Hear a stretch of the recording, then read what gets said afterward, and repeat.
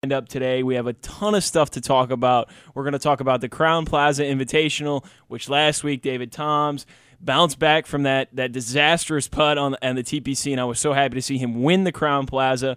We're going to have Dan Lockhart from the Rick Smith Golf Academy. He is the director of instruction down there. We're going to have him on in the second segment. The third segment, we'll talk about the HP Byron Nelson Classic, which is going on right now. We'll also get into a little European tour of the BMW Championship. We'll talk about something that I think is really interesting that goes on here in the United States in the world of golf, and I'm not sure how it translates over in Europe, but we'll get into that later, and you guys, everybody out there will be interested to hear. So let's talk about the Crowne Plaza Invitational recap. As I said, David Toms, 44-year-old, misses that 2.5, 3-foot putt at TPC Sawgrass 2 weeks ago, bounces back, shoots a 62-62, has a tough round in the third round, drops to 74, comes back to win the tournament on Sunday.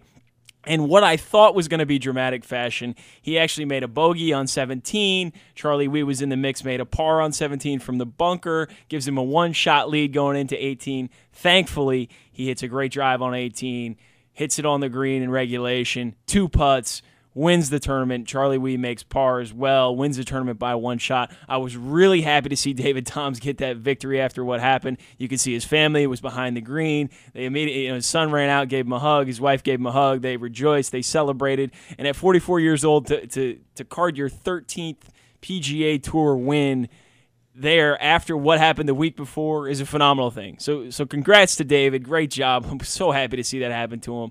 And the question that I have for you, Chris, we talked about what does David Toms do before the round mentally? How does he get himself prepared after he goes out, shoots, plays, and blows a 7-stroke lead? Right, plays 2 great rounds, blows a 7-stroke lead. Now he's thinking about what happened at TPC going into that final round. He's in the mix and misses that putt. What does he do before the round? What did he do? I want to know. So, David, if you're out there listening, I want to know what you did before the round to get yourself in the right mental state. I'm assuming he went to the range, he hit some balls, maybe he put on some classical music, maybe he put on some Led Zeppelin. I don't know. Maybe he put on Soul Glow. Who knows what he did before he went into that final round? Probably got on the putting green, hit some putts, but clearly showed another level of mental toughness. And the mental toughness that I think is required to play the game of golf at a high level is difficult to acquire that skill, and it definitely is a skill. So I got to ask you, Chris, how important is mental toughness in the game of golf? How important do you think it is? And I know you're a guy that plays whenever you can and as much as you can. What do you think about mental toughness, and how does that play into the sport of golf? I think mental toughness is a huge part of golf in the sense that if you get in your own head, you instantly start failing, and you have to be able to you have to tough yourself right out of your own brain. You have to be so mentally tough that you don't think about anything. That's what I think is what makes you a good golfer when you're out there not thinking about your shots and just shooting them. So you want to go with the Dalai Lama, Gunga Galunga, get in the zone, just meditate and get everything out of your mind and let your mind be free. And I would agree with you. I think that's the best place to be. And you hear about a lot of athletes talk about that. You get in the zone, and I wasn't really thinking about anything. I was just doing stuff. I was trying not. I was doing as the great Yoda would say from Star Wars. And you get your mind clear. But the difference, I think, in golf is that it is a reactionary sport, but it's a reactionary sport for about 1 or 2 seconds while you're swinging the club. Right. All that other time, you're just walking around out there, or you're riding in a cart, or you're doing whatever you're doing, and you have all that time to think about what you need to do next, what you need to execute in the next shot. And I think that's an interesting component to golf and something that's obviously really difficult to master. If you think about another sport, let's say hockey, because I know we're on the Bruins kick here. We're celebrating their entrance into the Stanley Cup for the first time in a long time. Hockey is such a reactionary sport. It's up and down. You're constantly reacting. You don't have time to stop, think, oh, wow, I really messed up on that last pass. I really screwed up the last power play. Or Chara saying, oh, I missed that check, or whatever it may be. You don't have time to do that in other sports. Football, same thing. A reactionary sport. You're going to get in there. You're going to react. And you don't have a lot of time in between plays to say, all right, well, there's time in between plays in football. Not a lot, though. Not the same. As much as golf. Not as much as golf. I mean, these guys are going to be out there for 5.5 hours. They're walking around. They're talking to caddies. they're doing whatever they need to do in between the shot to try to probably keep their mind off golf, which most people would on the outside would look at that and say, what do you mean? These guys are playing for millions of dollars. They're going to walk around the golf course and try not to think about golf. But in some cases, that may be the best way to go about it. An interesting thing you can note about David Toms if you watch him play in some of the upcoming tournaments, I don't know exactly what his schedule is moving forward, but you can tell that he tries to get away from the game of golf when he's out there, and a lot of other players do this, and they have a key or a signal that they use to get themselves back into the mindset of hitting golf shots. And David Toms, if you watch him, and I think it's hilarious to see, and the guys on CBS pointed this out, and he licks his pinky finger to get himself back into that mindset to hit a golf shot. Now, I don't know where he developed this or if his sports psychologist came up with this, but it seems like licking your pinky finger to get yourself back in the mindset of hitting a golf shot is just entirely strange. I don't know, Chris. What do you think? You think it's pretty weird? You know what he should do instead? That's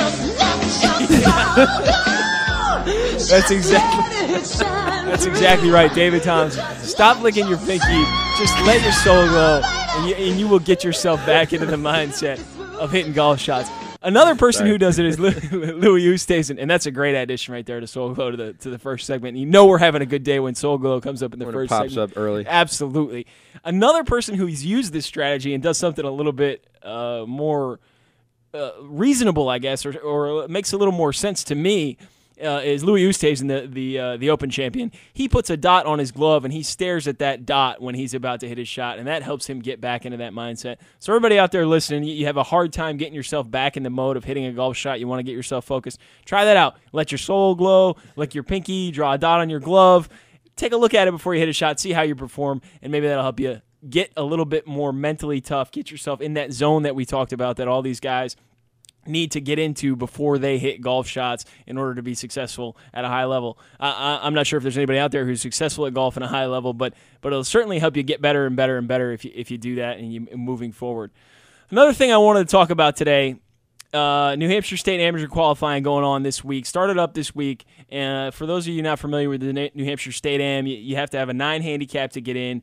The qualifying rounds, there's several of them throughout the summer, and then they're going to play the State Am later on this summer. Interesting to see that it started this week at Lake Sunapee Country Club, which is a great place if you've never been up there. It is a private course, but if you ever know somebody who can get you on that course, definitely want to get up there and check that place out. It's the layout is phenomenal. It's always in great shape. The staff there is great. So if you know somebody that can sneak you in there, definitely try to get up there and play. But a bunch of guys competed in that this week. And it was interesting to me to see the guys that were all 2-3 handicaps put up some pretty big numbers considering where their handicap was at. Plus 10 was what you needed to shoot to qualify to get into the State Am. I think maybe it was a little bit windy up there, which played a huge role in what those guys were doing as far as the scores go. And obviously the pressure of playing it to qualify for the State Am had an impact on these amateurs who aren't guys who typically play for money, or maybe they do play for money. I don't know about that, but they're not playing in the tournament atmosphere on a consistent basis. They are amateurs. They're regular people like you and me. Well, maybe I'm not so regular, but I'm sure everybody out there is. They're regular people going out and playing in this amateur. So I just thought that was interesting. An 80, a plus 10 would get you in. Anything over that will not get you in. I think you can apply to qualify as many times as you want throughout the summer. There's a bunch of different ones. The next one is going to be Tuesday at Sky Meadow in Nashua, so that'll be right here right down the street from us, really, and it'll have a bunch of guys over there trying to get themselves qualified for the State Am. Hopefully we'll give you some more coverage on that as it progresses. I definitely want to talk about the State Am as the event actually happens, and I know that happens later in the summer. So we'll keep you updated. If you know anybody out there that's playing in it, wish them luck. I know Tuesday's coming up early after a long Memorial Day weekend. Hopefully people are staying focused on their golf game and not getting involved in too many shenanigans before the Tuesday of the qualifier. So good luck to all those guys out there that are going to compete in that and try to move on to qualify for the State Am. Another thing I want to talk about in the first segment that we didn't get a chance to talk about was Dustin Johnson's caddy hire.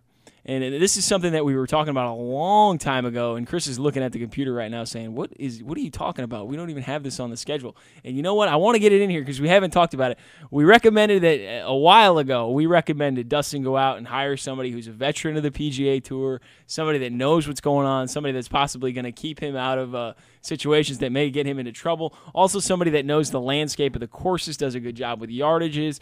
And he went out and he did that. He hired Joe LaCava, who's Fred Couples' former caddy, and I think that was a great move by Dustin. I want to give him kudos for that selection. Fred Couples and Dustin Johnson are very, very similar people on the golf course, and I think probably off the golf course.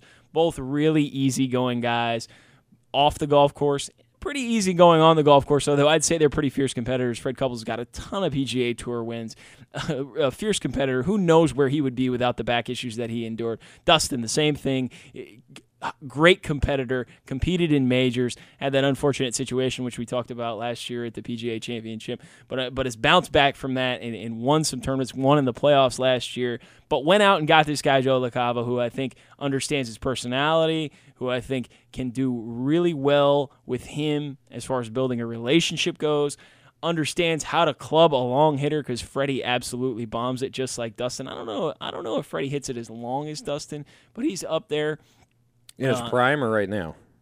In his prime, right now he probably definitely doesn't. In his prime, Freddie might have been able to compete with Dustin. You never know. The technology was a little bit different back then. Give Freddie those clubs in his prime without a hurt back. I'm sure he can bomb it out there with the best of them. So I want to give Dustin credit for making that hire. I know he hasn't played particularly well since he's done it. Obviously, they're still trying to work things out and get used to each other. But I think moving forward, that's a great move for him. This guy certainly understands being the caddy of Freddie Couples. He understands the social life that is included with the PGA Tour. Freddie's been known to be a pretty social guy out there on tour, so he understands what the formula is for those type of guys to help them be successful. So watch out for Dustin Johnson this year. I think moving forward this year, he'll certainly win another tournament. Who knows where he'll be at in the majors? As I said, he struggled. He hasn't driven it particularly straight this year.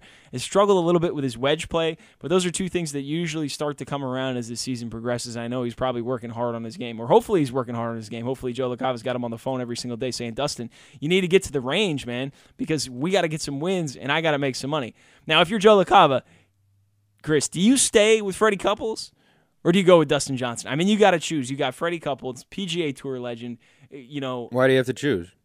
Well, there's going to be some tournaments maybe that conflict. Typically, and actually, to be honest with you, I think right now they're in a situation where he's going to do a little bit of both. I know Freddie's back's bothering him. He hasn't played a ton of Champions Tour events so far, played a couple PGA Tour events.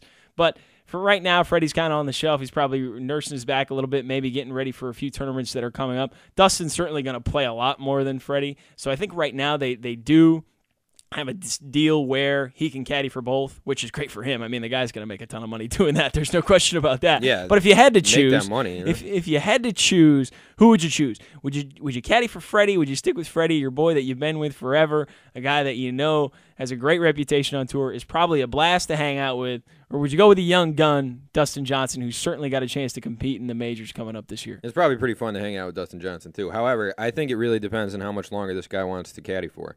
If he wants to really, extend his career for, maybe another 10, 15, however long years, I don't really even know what a caddy's career arc consists of in general. The caddies that I see around the tour have been around forever. I mean, it can't be easy to walk around with that huge tour bag on your back for 4 rounds each week, every week, including the practice rounds. I just don't know how that's easy. But those guys and gals, they stick around forever. Yeah. And once they get to know the courses and they understand the players and they get involved in that environment, people want them around. So I think you're right. I think if he wants to keep moving forward, he's got to go with Dustin. At some point, I'm sure he'll make that transition. I'm sure Dustin has no problem lending him out to Freddie every once in a while. And if he wants to retire in 5 years or something, then you just stick with Freddie when they play each other, and then you ride off into the sunset. But I mean, it depends how much longer he wants to do it. With a big bank account, you ride off into the sunset and you enjoy the rest of your life. And maybe you get to get out and play some golf for yourself instead of carrying the sticks around all the time and figuring out other people's yardages. I wonder if caddies yell at their caddies when they're playing golf. That would be, that would be get interesting. Out the frustration from golfers yelling at them. That is a good question, and you know what? We should get a caddy on here. If we could get somebody to do an interview with us, we could ask him that. We could ask him, hey, Do you yell at caddies when you go to other courses and play and you get a caddy? Because I'm sure they do, right? I mean, they have to. They're professionals. They know what they're talking about. Yeah. It would be an interesting thing. We're going to take a break here right now. When we come back, we're going to have the Director of Instruction, Dan Lockhart, from the Rick Smith Golf Academy, which is at the International in Bolton, Mass. We'll talk to him about the academy right here on WGAM.